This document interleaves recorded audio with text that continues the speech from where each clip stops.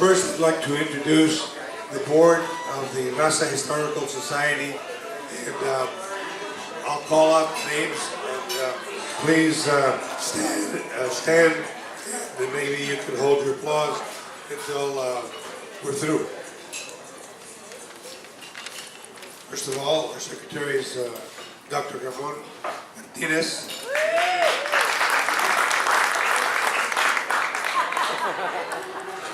Our treasurer is Richard Alejandro. Don't hold your applause.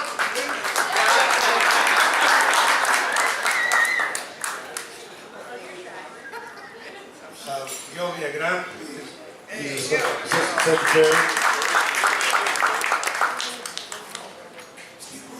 Steve Robles, he's the assistant treasurer. Lisa Dominguez, where she's sitting there. Lisa Dominguez, she works with Ron Gonzalez at the Hispanic Foundation, Scholarship Foundation. Bert Garcia. His father was Bert Garcia of San Diego Magazine. You can see some of the work that's around here. We're going to digitize over 700 issues of an encyclical, which is a time capsule of the Latino community here in Santa Clara Valley from 1949 to 1982, 81. Anyway, so there are over 700 issues of these. And come out twice a month. People that live here in town are very familiar with this particular magazine and Excentrico, and it captured the political life of our people, of our community. And they captured somebody named Blanca Alvarado. Wait.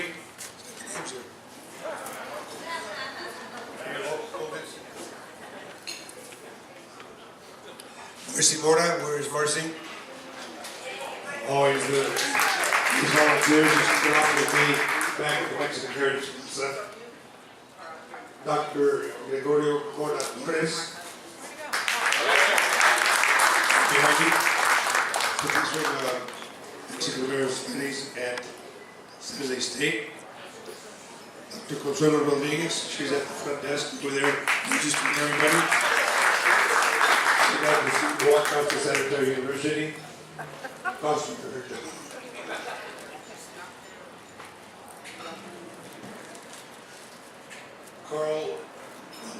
Joseph Próspero. Thank you for showing up, A journalist and sports writer. Jose Posadas. He took care of counting all your votes for this last election. He works at the Register of Voters. Okay, that's it. Now let me introduce some very dignified and dignitaries. First and foremost is Herman Gallegos. Herman, you understand? He worked with Torres, the CSO, his wife, Maricela, or is that your daughter? I forgot. Blanca Alvarado, of course. Teresa Alvarado, the rest of the Alvarado clan. Thank you for supporting this.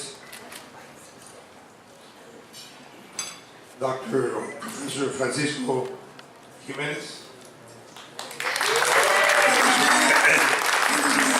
And his wife Mora. Thank you. As I told you, this is a historical society. We have Professor Gregorio Torres, who's a history professor at San Jose State. We have Dr. Francisco Jimenez, who's a professor retired in history at Santa Clara University. And we have Alberto Camarillo, retired professor from Stanford. One of the reasons we're having this now is because tomorrow we're going to receive 24 boxes filled of this private library from Stanford donating to the Raza Historical Society.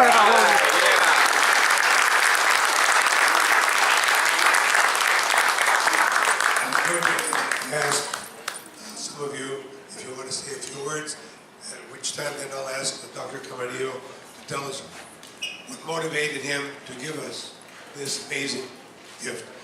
We'll start with Herman. Say a few words. I need a break. Al pie, por favor. When I first heard that this effort was being put together, I immediately thought about what is it that would make this such an important fit for Santa Clara County and for, as an inspiration for Hispanics outside of the county. And I guess it goes back to the idea that it's so easy to lose our history. It's so easy for our children to not know about all of the things that people like Blanca and others have done over the years to make our community a better one. I remember going to a velorio, a funeral observation. A friend of mine, Rafael Ortega, worked in the community for many years. He was originally from Oakland.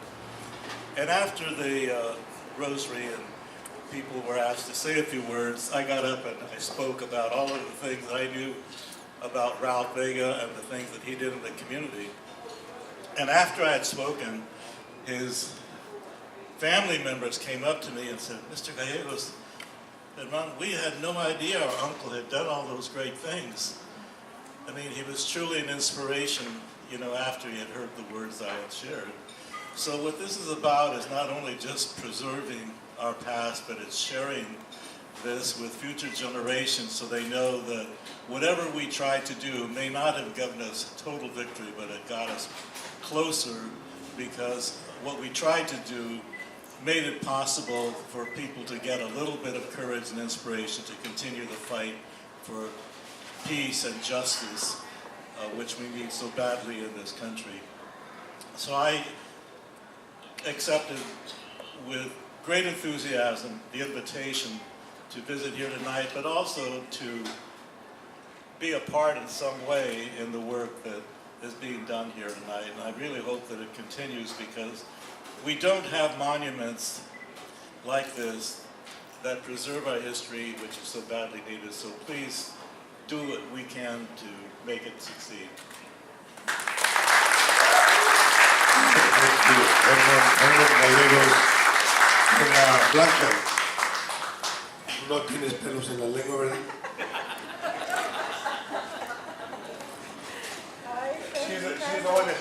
She's the one that beat Anita Duarte. Este señor ya tiene 50 años trabajando conmigo en asuntos de la comunidad. Tengo una gran admiración y respeto y gratitud. And I wanted to say that our life in Santa Clara County has been chronicled by many, but that past and that future is all one continuum that, what can I say, we're proud of our roots, we're proud of the work that we have done to preserve those roots, to pass them on, and to be part of the Historical Society now so that there will be a living museum institution where the chronicles of our lives will be recorded and maintained for the future. I want to tell you, Dr. Camarillo, that I have an exquisite file. You might be interested in this. An exquisite file of the Plume Circle, the Quetzalcoatl. From the very beginning in our discussions at the City Council to the commemoration of the peace in the Plaza, to letters from Robert Graham, the sculptor. It's an amazing document, and I have guarded it jealously because I don't want it to go just anywhere. And so I know that it's going to belong right here with this Historical Society.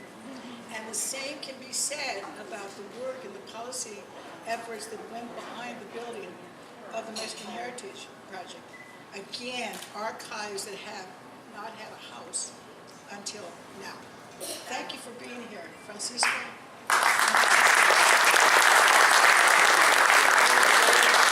Thank you, Blanca Alvarado. You know, the sculptor that she talked about, Robert Graham, who designed that Quetzalcoatl statue in Cesar Chavez Plaza, His name was Robert Peña Graham. He went to San Jose State. He was a year ahead of me at San Jose State with Esther Medina. I think her niece is here.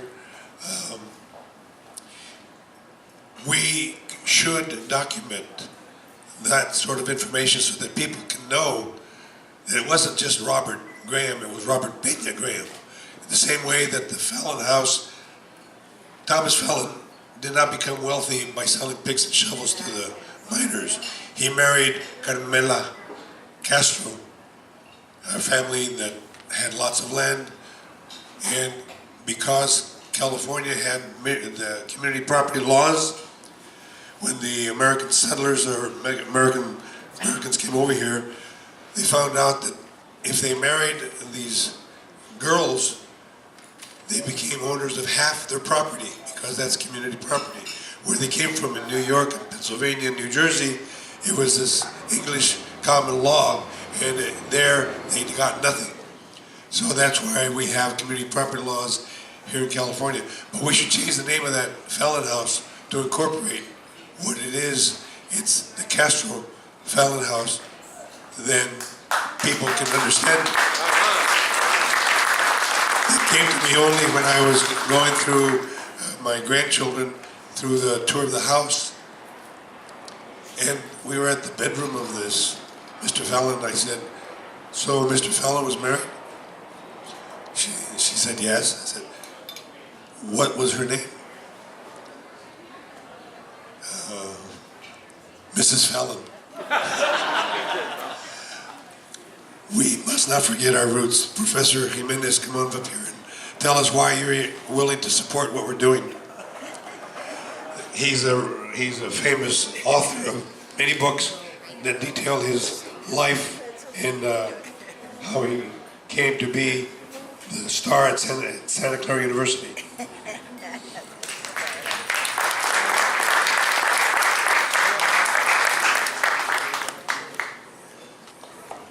I think Mrs. Blanca Alvarado expressed much better than I could possibly express the reasons why I support this effort. I think it is very important to document the history of Latinos in this valley. A colleague of mine, Alma Garcia, several years ago, and I began interviewing community builders and interviewed you, Fernando, and Blanca Alvarado and Rico Chacon and others about their story and their activities in building a better society in San Jose for Latinos. And that was our effort to document and preserve that history that is so important for the reasons that Blanca Alvarado mentioned. And so for that reason, I think it's important to continue documenting our history so that we can pass it on to our children and our grandchildren, because it's an important part of American history, and we have made wonderful contributions to our society, and it has to be recognized. Thank you, Dr. Jimenez. Is Gregorio Mora Torres still here? I know he has to, oh, here he is. As you know, this is a historical society, so tell us why you're on the board of this society. Porque requiere mucho trabajo.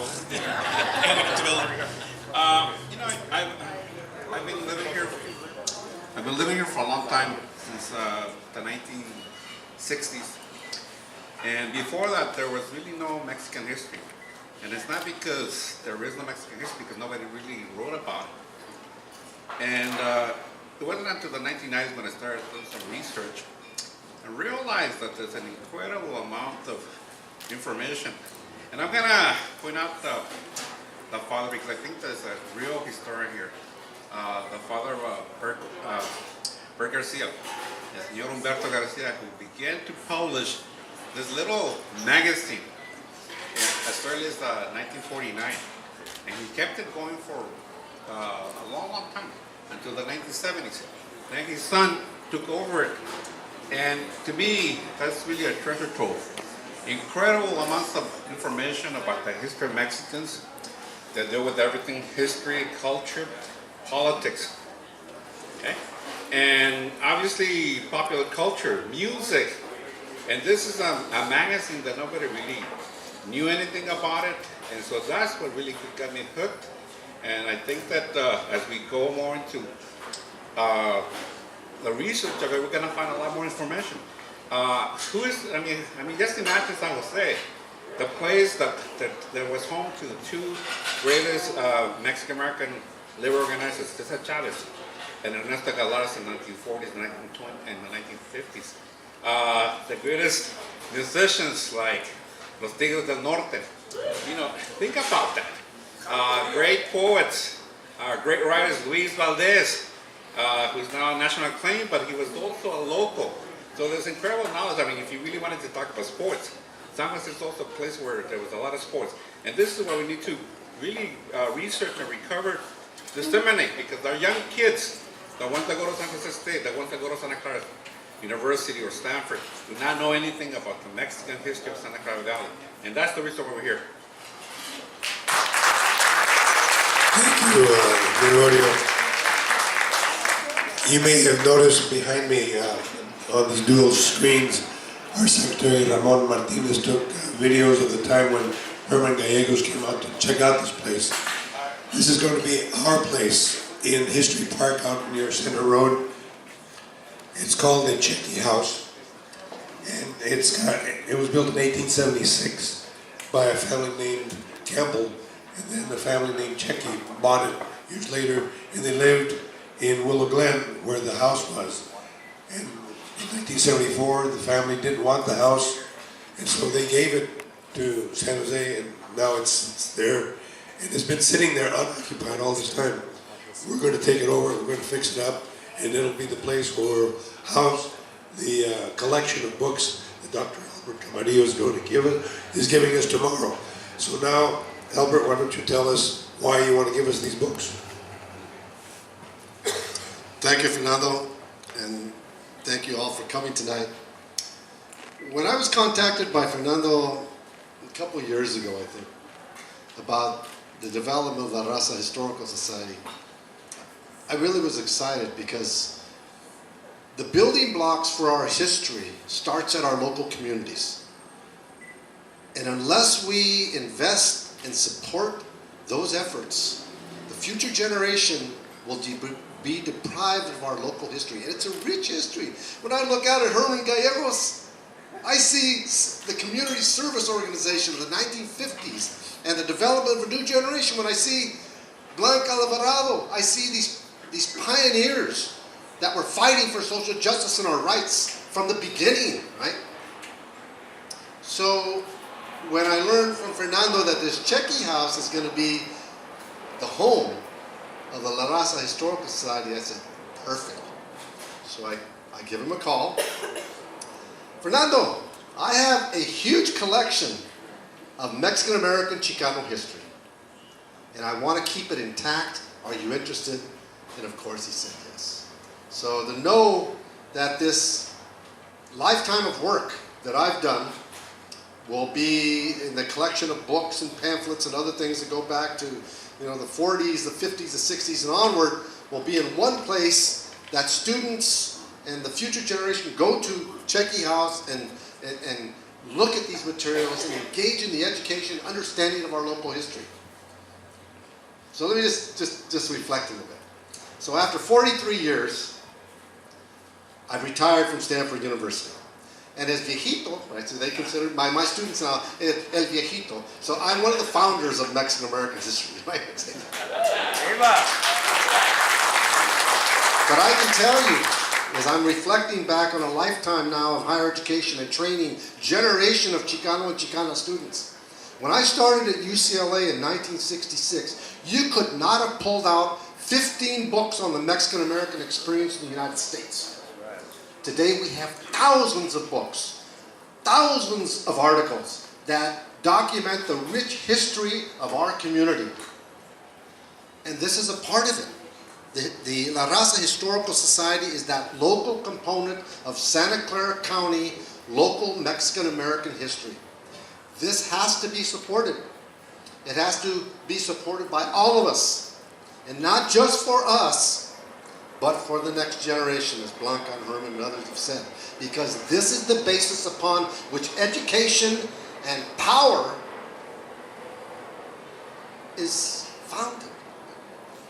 And I look at these veteranos and veteranas that blazed the trails, right, of civil rights efforts for us all. And we're doing the same thing today, right? Those efforts still need our support. And this is part of that complex of saying we have been here, we were here, we're important, we're still here, and we're more important than we've ever been, right? And thank you, Fernando, for leading the charge, and also the board of directors for doing this, because I'm behind you 100%.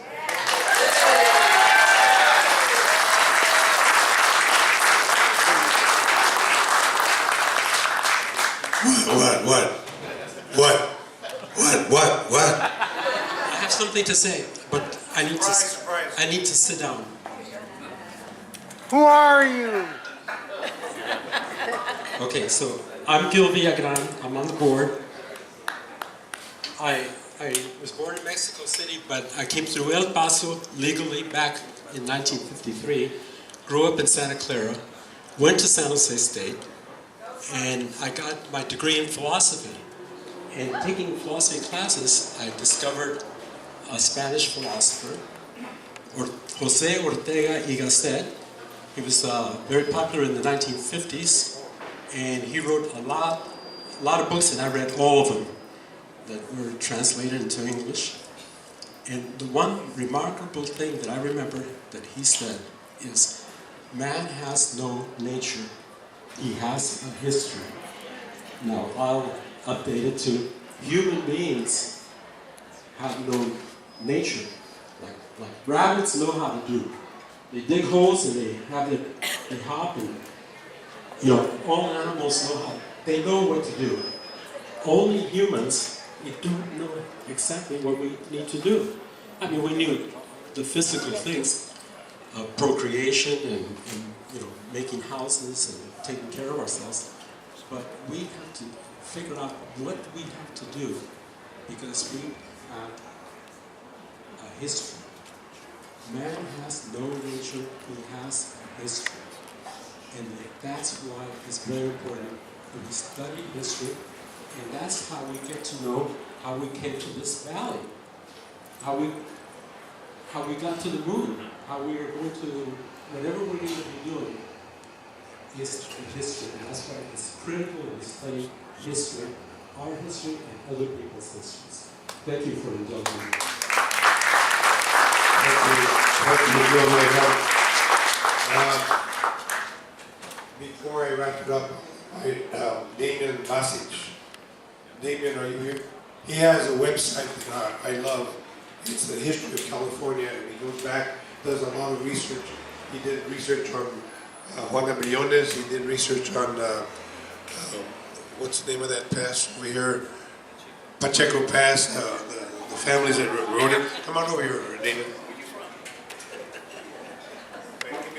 Thank you, Fernando. I frankly didn't expect to be called up here, but I'm a professor I'm the chair of the Department of World Languages and Literatures at San Jose State University, and my area of specialty is early Spanish-Mexican California. Why do I care about that? When I was in high school, my father was a mailman, and we moved to the Napa Valley. And in the Napa Valley, at least at that time, there were two types of people. People who owned vineyards and people who worked in the vineyards. Right? I didn't know anybody. And the people who became my friends, who spoke to me, who let me into their circles, became my friends, were the sons and daughters of people who worked in the vineyards. And I became friends with them. And from then on,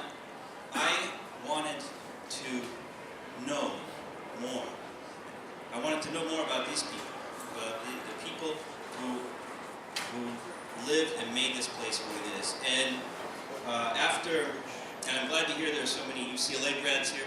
Doing my PhD at UCLA in Spanish and Latin American literature.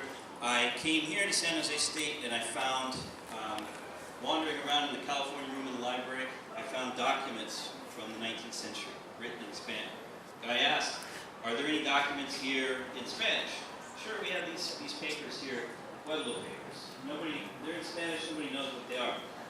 So I started digging and digging, and realizing there's such a rich history, as Fernando mentioned, right? That this has become my passion. I teach courses on Californios, on teaching them this winter, over the break. And it led me to create a website for that people who are passionate about knowing about this stuff, also for teachers. Right? Yeah, the website is californiafrontier.org. If you have a chance, take a look at it. But I'm in the process of writing a book now about a woman named Silveria Pacheco, who he mentioned, who was born in Santa Clara in 1811 and lived until the early 20th century. And fascinating life, and just being able to dig into this valley, what happened in this valley that affected the rest of the whole Bay Area, has been a real pleasure. And I'm grateful for the support of Fernando, who's been a big fan and a big fan. Of course, Gregorio, who always comes to my class. I always invite him when I ever teach culture of Alta California. I always invite Gregorio because he really, a true scholar, but also embodies what this is, recovering this history. So thank you for inviting me to speak. The Indian passage from the 1800s to today. Teresa Alvarado says she would like you to hear about 2 other historical events, and then we'll wrap it up. Well, I wanted Fernando to tell you about 2 other historical events, but he said he doesn't have a voice for it. So 2 significant things that I think are historical milestones in San Jose are really shaping today and will continue to shape the future. One happened 40 years ago in 1978. San Jose voted for district elections. We have now 5 Latinos on the San Jose City Council. Right on. That's, thank you, 5.5. Well, 6, depends on how they acknowledge themselves. So the point is, without district elections, we would not have that.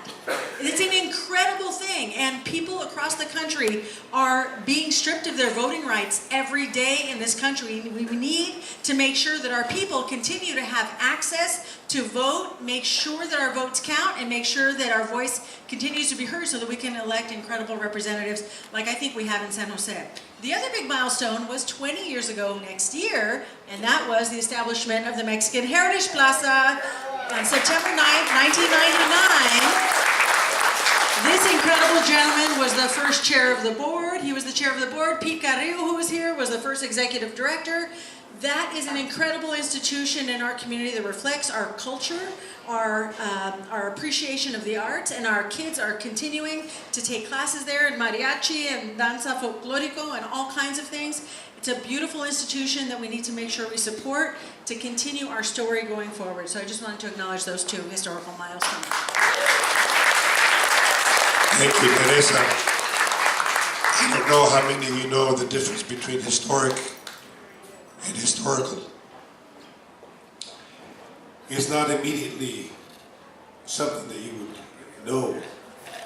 What is historical is anything that happened in the past. That's historical. What's historic is what we're doing here tonight. Something really important that stands out from the rest of the everyday activities that are historical. When Cesar Chavez and Dolores Huerta started the Farm Workers Union, that was historic. It is also historical. So what we're doing here tonight is historical. Historic. Well, listen, the objectives of tonight were for you to meet the folks that you just met and to give you a chance to talk to them, get to know them, find out who they are and how they came around and why are they here, and enjoy them. Have a chance to chat with them. We don't get a chance to chat with people too often. These people by themselves could pack whole auditoriums, but they're here tonight and I invite you to get to know them better. Thank you for coming, and we look forward for your support.